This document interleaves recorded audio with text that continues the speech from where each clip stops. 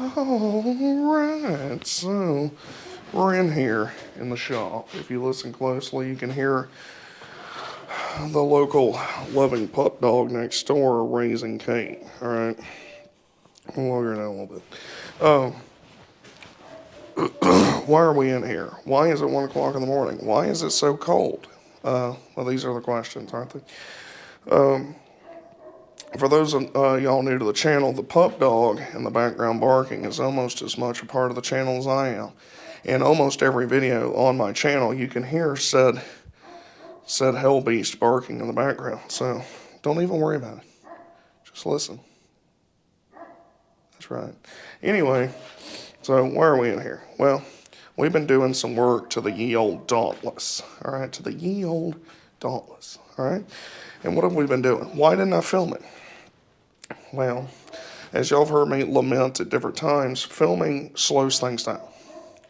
And God knows that the Willys project has been slowed down enough as it is, for all kinds of reasons, from lack of funds to me being sorry, all kinds of different reasons. But regardless, I don't need to slow it down anymore. You need to get while the getting's good. So, and furthermore, the clutch and putting the transmission in the engine's really not that special, and I just wanted to get it done. All right, so let me show you what we got going on. I'll tell you some things that I wish I'd have done differently in the past, but regardless, this is just kind of a preliminary engine swap, Willys volume, whatever the hell this is, 5, 7, 12, whatever. I was doing that series of videos about this engine swap, so this will be added to that group of videos because it's going to be a semi-brief, and by that standard for me, that could be like 2 hours brief. But anyway, we went ahead and paired the transmission together to the Dauntless. So let's get you over here where maybe you can see something. Let's get you turned. All right. If you look right here, you'll notice a Dauntless engine. All right, this right here is a Dauntless V6. All right. This right here is what is this? A T86 or T89? Hell, I don't even remember at this point. It's been too long. It's basically an allegedly updated version of a T90 3-speed transmission, but by all accounts, it's not as good as a T90. Okay, so that's what this is. They put this combo right here in Jeepster Commandos. All right, this came out of a 67 Jeepster. All right, Commando. So that transmission allegedly isn't the best in the world. I've talked about this in previous videos. But the reality of the situation is there's other transmissions I could use for this. But the reality is I couldn't find any of them where I'm at. And you've got a unique situation here. So you've got a GM engine, GM bell housing, with a factory adapter that makes it GM to Jeep to this transmission. Okay. Now, this GM bell housing, from what I understand, will pair to quite a number of different transmissions as long as they are the correct type. I've heard ramblings about Muncie 4-speeds and T14s and all kinds of different stuff. Which is all, like, I would like the Muncie 4-speed. I couldn't find one, and I don't know anybody that knows enough about it to really talk to them about it, so I decided, you know what, I've got this transmission. This is a Dana 20 transfer case. The transfer case is a good transfer case. Guys argue that it's not as good as the Dana 18. I don't like single sticks. I like twin stick transfer cases, so that's really my only complaint. Otherwise, from all other accounts, it's one of the greatest transfer cases ever made. Now, that depends on who you ask and what you're talking about, what you're doing with it. But regardless, it's good enough for what we're going to be doing, all right? The transmission is I read a lot of stuff, saw some guys saying that it's at least as good as a T90. All right. Well, I'm not going to be hot rodding it too bad. All right. I might be lighting the tires every now and then, but we're not going to be doing any rock crawling. We're not going to be bouncing the truck too hard. We're talking about driving the truck more often than not on gravel roads, like y'all see in my videos where you saw me take Jubal up there in the Willys Gone Wild video. We're talking about roads like that. I'm not looking to tear anything up. I don't have anything to prove. I don't give a damn what the guys in the JKs and QLRs and the Gladiators and all that crap. I don't care what they do. If they want to go out there and tear stuff up, that's fine. I'm not trying to tear up a sick-ass Willys truck. So I think as long as we don't act like an animal, this unit right here will probably be fine. Now, it doesn't have to stay in there forever. I bought this whole setup because of this engine right here, all right? This is what I bought. It had this attached to it. And I got it for such a good deal that I was like, you know what? I can use this transmission transfer case combo. It's dimensionally the same size as the T90 and the Dane 18 that came out of Jubal. So it really, just for practicality, I already have it. The gears in it look pretty good. There's one of them on the first and reverse that's chipped just a little bit. But it's a fairly old. This is from '67, so it's not like it's brand new or anything. But where I messed up, when I bought this, I did all the work to this engine right here. If y'all watch those videos, I did a lot to the timing cover, the timing chain, all that kind of stuff, oil pump. The transmission was drained when I got it. All right, there wasn't nothing in it. When I got it here, I took this shifter tower off, and I looked down at the gears to inspect them to see if they were jacked up. Like I said, the only thing I noticed of interest was that one tooth chipped. Everything else looked pretty good, and we're talking about a very minor chip, not that big a deal. I coated it in oil in there, and then I sealed it back up, and I slid over on the other side, and then I worked on this engine. All right, now that's where I messed up. I really should have filled this case all the way to the brim with oil, because it's damp in the shop. It's not, you can see my breath. It's cold, but it's also damp, and it's rainy season in Georgia all the time. So I kind of shot myself with that, because when I opened it up last night, there was a little bit of rust in it. All right. Now, we're not talking about anything to like lose your breath over rust, but let me see. I got something I could demonstrate with. Well, I did have it. I don't know where it's at now. Anyway, you just have to believe me. On the top of the gears, in one spot, there was a little bit of rust where that real weird surface rust that's bubbly. It didn't look like it pitted or anything, and it was isolated mainly to that. The only area that I saw that actually disturbed me was on the front bearing on the input shaft. You could see a little bit of rust on it, just a little bit. We're talking very minor. Now, I have no idea if this transmission's any good or not. The guy that I got it from said that it shifted all right, everything, and that all the gears worked, and that the bearing wasn't screaming or anything. So I don't know. That might have already been there, because it didn't really match the little bit of rust I'm talking about that was on the top gear. I scrubbed it off with a wire brush. The gear, it's fine. They're really thick cut gears. These didn't shift exceptionally smooth when they were new, so we're not really worried about it. The only thing I'm really worried about is that front bearing, which is right in the front of the input shaft where it goes in, where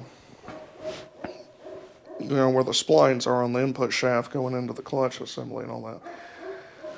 I'm not going to disassemble the transmission to worry about it. All right, so we're back because I filmed the whole video and didn't realize that my microphone had died about 9 minutes in. So you'll see kind of a random splice here, and that's where my microphone died, and I refilmed. Loosely, if I can remember, I was talking about that I was worried about the front bearing in this transmission on the Dauntless, and it rattling, blah, blah, blah. Long story short, is we're going to run this transmission until it gives out. And at that point, if it gives out, then we'll worry about finding a Muncie 4-speed or a T14 or a whatever it is. We'll figure something out then. Right now, this is the transmission we have that will work with this engine. I couldn't find another one of any maker model that would fit easily. And I didn't have a T90 that was a long shaft to fit to this. All right, so we're not gonna worry about that. The main point of this is if you have a transmission sitting around in your house, in your garage, in your basement, in your living room, under your coffee table, that you haven't touched in a long time, but you have an intention of working on it or using it later, fill that sucker full of burnt motor oil or gassing oil or whatever the hell they call it, vaporized oil or whatever, something sticky, gear dope, especially if it's in a damp environment. Okay, y'all have heard me complain and carry on about people not rotating engines and letting them stick. The whole time that transmission was sitting in here rusting, what little bit it did on those gears, I rotated the Dauntless multiple times. I rotated the L head and filled its cylinders with oil, and I rotated the F head and filled its cylinders with oil again. But I did not do anything to that transmission sitting there. I did, when I first got it, I inspected it, coated everything in oil then, but it sat there long enough for all that oil to run down into the bottom of the case. So it is my fault, and I know better because y'all have heard me complain about it. So I'm acknowledging it. It will not happen again. And it could be the case with this T90 sitting here because I took it out and set it right here and I drained it of oil. So I need to pop its cover off. We're about to move this engine into another building. So I need to fill its crankcase back with oil. It doesn't have to be good oil. It just needs to be oily. It's not something we're worrying about running it on. So I would consider pretty much anything to be fine, all right? Something's better than nothing. You don't want to use too hardcore stuff, but just any old gear dope, something laying around would work for that, just to make sure everything's all right. So what I was rambling about in the other video was where we're at in the process. There's a couple major concerns that we have. I'll go over them real quick, like I did in the other video, but all that audio was lost. The Dana 18 T90 combo that came in Jubal right here. This unit right here has an offset input yoke on the transfer case. Okay, this is Dana 18. There's where the rear drive shaft would hook. It's offset. On this transmission over there, it's centered. And what that means is you run the risk of shortening your rear drive shaft too much, bringing it over to center. I will demonstrate. Think of this as your rear drive shaft. This is a front drive shaft out of this truck, but it's the same concept. It's the same thing. It's a drive shaft. Your yoke on drive shafts will have play in them like this, all right? Has play. It's a grease joint right there. It goes in and out, all right? You don't want this all the way out towards the end, and you don't want it maxed all the way out there. You want it kind of half-ass in the middle so that when you articulate the axle, the lighting is terrible, when you articulate the axle, that this can go in and out like that and not cause any problems. If there's no play in this, if it's all the way down like this and you articulate the axle too much, you run the risk of pushing this into the back of your transfer case and then in turn it binding and pushing back against the differential, and you don't want that. Front or back, you don't want that. I've measured the whole unit assembly of the L-head T90 Dana 18. I've measured all of that, and basically, sorry, my camera work's not the best. from roughly the fan blade right here to that yoke right there is only about an inch shorter than that same measurement on the Dauntless setup.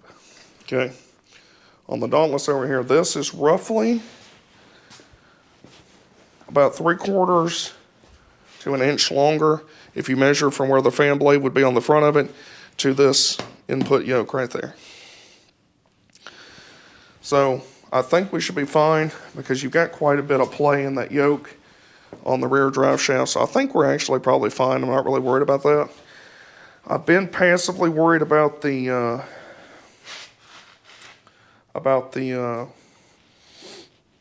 front drive shaft, but the more I look at it, the front yoke is in the same spot on this transfer case as it is on the Dana 18 that came out of the truck.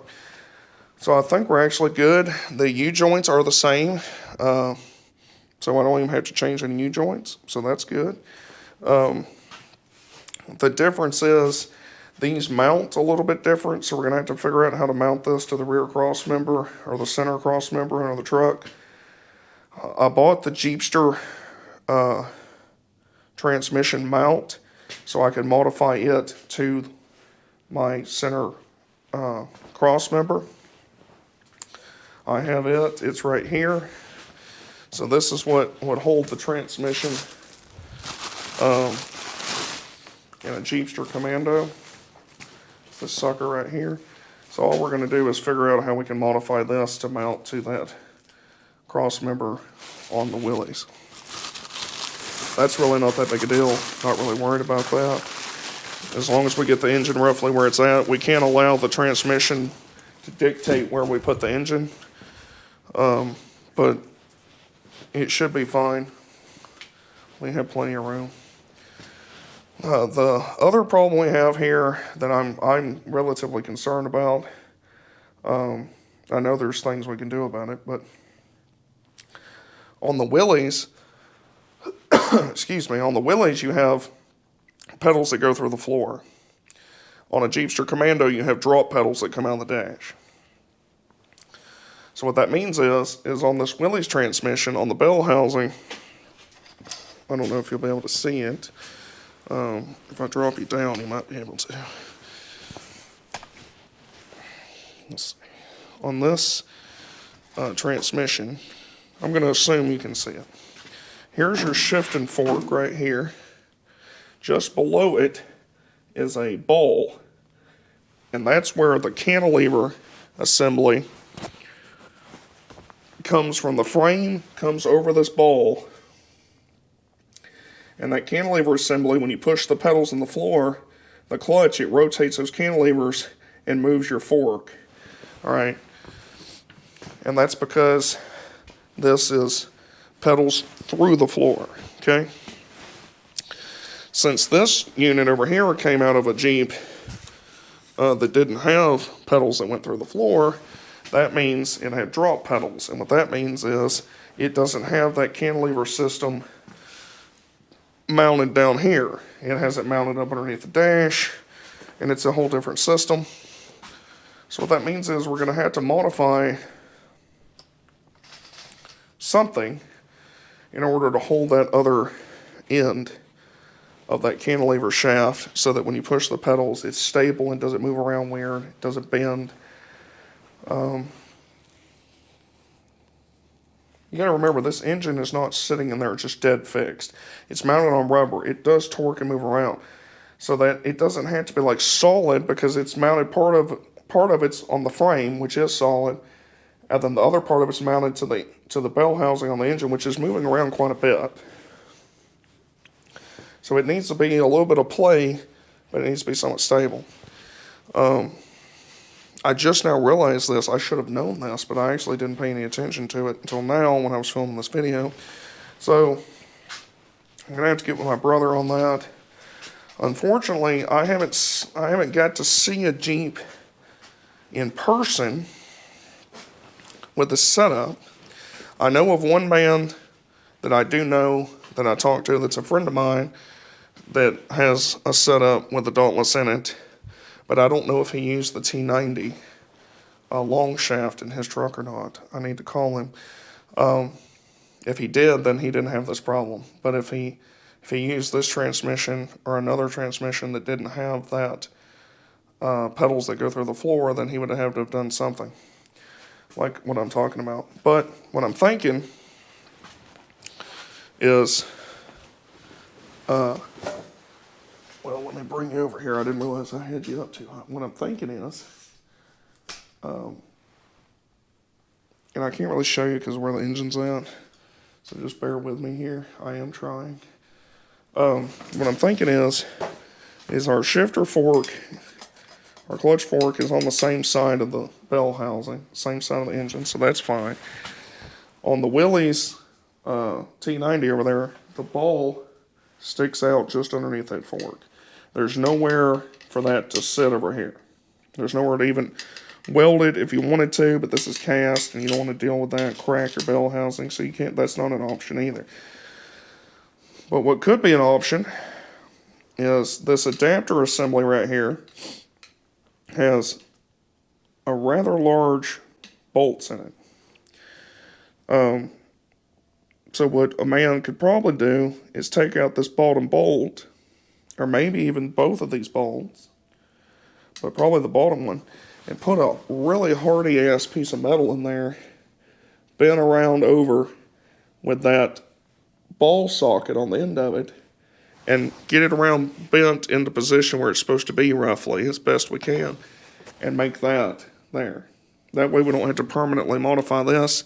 We can just make this bolt longer so everything's still seated. Just take out this one, measure the thickness of our material, get a bolt that makes up for that distance so we have still full thread contact running into our bell housing and everything, and do that. That's probably the easiest solution to this problem. I really don't right now see any other way to go about fixing that issue. I hadn't really thought about that up until this point because we haven't really gotten this far. So it can be done. It's been done before. It's really not the end of the world. We just have to decide on a way to do it. I believe, like I say, I think the rear drive shaft's going to work out. It's the one that's more critical to me that it does work out, because I can drive the truck with just the rear drive shaft. I don't have to have the front drive shaft hooked up. I would rather the rear drive shaft work out than the front one. I'm thinking the front one will probably work fine or good enough. And I'm optimistic that the rear one will work out fine, because we're only talking about moving it really not that much from center to over there. You're talking about a distance of like 3 or 4 inches, but as you move it towards center, it's going to get shorter. So as long as it doesn't look too short, we'll run it like that. And we can always check that by, once it's in their position and everything's mounted, we can jack up the rear axle and articulate it, and then articulate, it around a little bit and see how much that moves around. So there's ways to safety checking. But, yeah. That's about it. I'm the Red Clay Traveler. I love you all deeply. If you're here and you're not subscribed to the channel, and say this is the second or third time you've seen my stupid face, and maybe you actually like me a little bit, you like my content, then feel free to subscribe. I appreciate it. Every bit of it helps. It does make a difference to me as far as my ability for my videos to get out to more people, so more people can enjoy these old Jeeps and my stupid stories and my stupid face. I was able to get my payment stuff fixed with YouTube, so I received finally my first payment that I made from YouTube. So from when I first monetized to now, it's taken me this long to meet the minimum threshold to even receive a payment. So I'm not making a killing by any means. I do hope to grow the channel to where it's more self-sustaining in the future, and where I can make money off of it in the future. But I'm not sacrificing anything that you see here to do that. I'm always going to be filming Jeep content, history content, things like that. I'm always going to be having this kind of laid back, some people like it, some people don't. Thing that we have going on here. I want it to be a welcoming environment to anybody, whether we completely disagree on Jeeps, whatever. You can still sit here and find it enjoyable. Or even if you just put me on mute and you like looking at the trucks, I'm fine with it. I want you to be able to enjoy the content in one fashion or another, hopefully more often than not. So what I'm saying is I don't want anybody thinking I'm getting filthy rich here, but I would like to grow the channel and it be more self-sustaining, get some more cameras and stuff. I think it'd be nice to have more cameras and be able to film from different angles. But we can worry all about that down the road. Right now, the reason why I film videos is the same reason I started filming videos, is I think there's chronically too little Willys Jeeps on YouTube.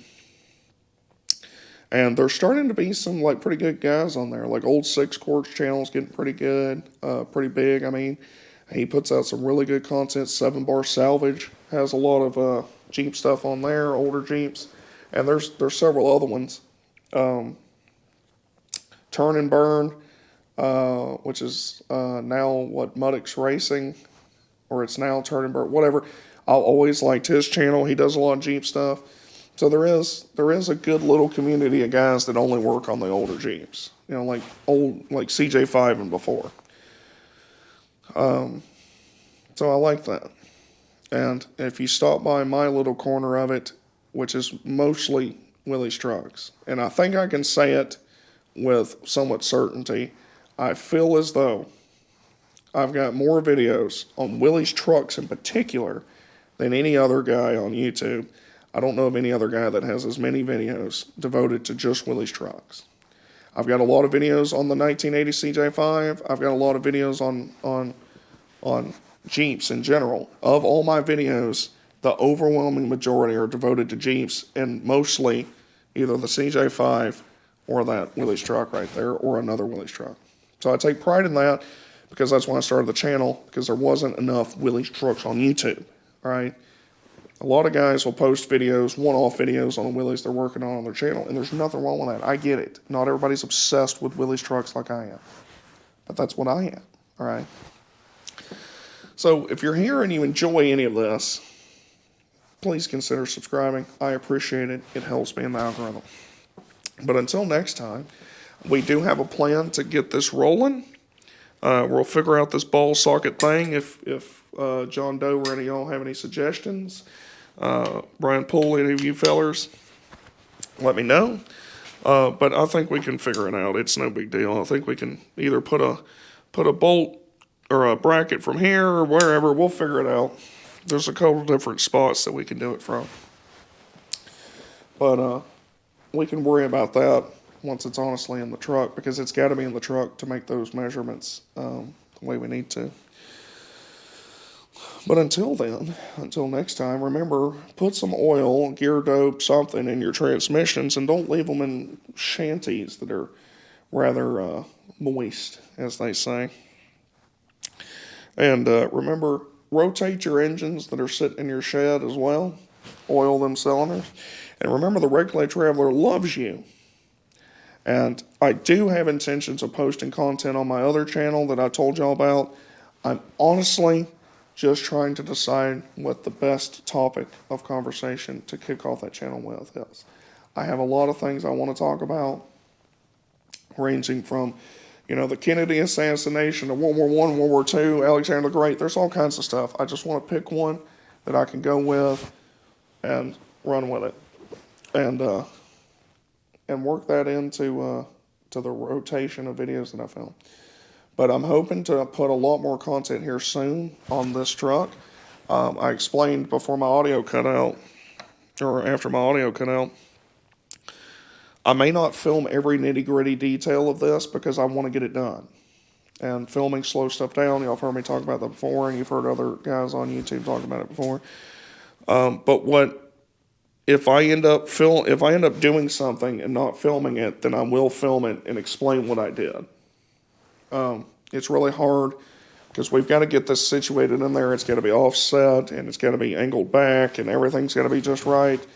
You got to make sure you have clearance for the front differential, not to rip your oil filter off in the front corner, and all. There's a bunch of factors that go into it, And having a camera right here beside me and making sure its audio is recording and all kinds of stuff, it's just not something that's advantageous, as the kids would say, towards that. So, but I will make an effort to film after decisions have been made on how we're going to mount it or how we're going to do it.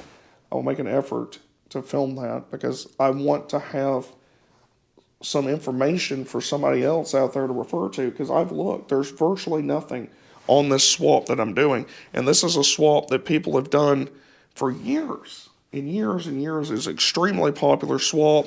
These engines have been put in 2As and 3As and all kinds of stuff, and Willys trucks and wagons and panel deliveries. And there's very little about it out there in the world other than on some forums. And a lot of those forums are so old that you can't talk to these people anymore about it. So I would like to at least add something out there. If somebody wants to do this swap, you can get something out of this stuff, you know. And I'm really looking forward to this. I did all the math ratios on how fast I should be able to go comfortably once the Dauntless is in it. And with my gear ratio and all that, I've talked about this in other videos, but I should be able to comfortably do about 65 with the Dauntless. With my gear ratio, its RPM range, horsepower, and all that, which is more than enough. So I'm thinking it's going to be a very, very, very good thing when it's done, and I'm looking forward to it a great deal. But in the meantime, I'm the Reclay Traveler. I love you all. Smash the subscribe button. This is my 4th time at saying goodbye.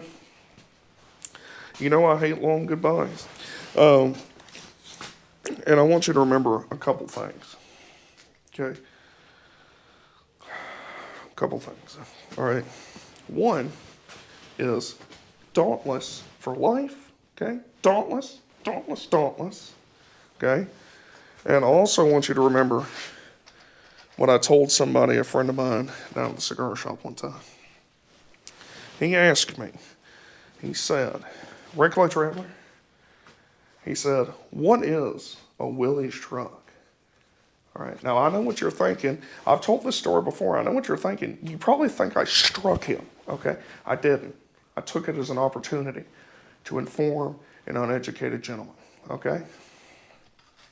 What I told him is that a Willys truck is the pinnacle of man's achievements. It is the capstone on the pyramid of man's achievements right there, okay? Right there. It's not the pyramid of Khufu. It's not any of that. It's this. It's the Willys truck. In its variations, flat nose or V, panel delivery or wagon, flatbed or regular bed. It is the capstone of man's achievements. All right? It is, in a word, badass nasty. Okay? Or 3 words. Whatever you want to say. All right? I want you to remember those things. Greatest thing arguably ever made in the history of mankind, better than penicillin, okay? Or Dauntless for life. And when you have the badass V6 that's producing almost regular Chevy 350 numbers out of a V6, no turbo or nothing, okay? That greatness combined with this greatness, I don't even know what you call that. I mean, we might set off some kind of nuclear thing here. I don't know. When you put that sickness and you combine them together, I mean, are we going to cause a chain reaction? Are we going to destroy the atmosphere?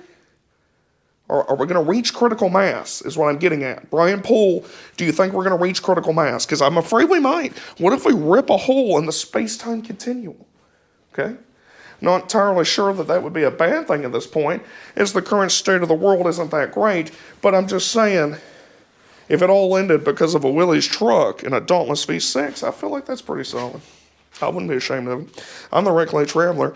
I love you all deeply. I'm going to retire my wand here, which is a no-name screwdriver flathead variety. And just remember, I love you, and I'll see you just around the bend. Take it easy. Yeah, Willys. Hell yeah. God, it's so sexy. Brass data plate. Hell yeah.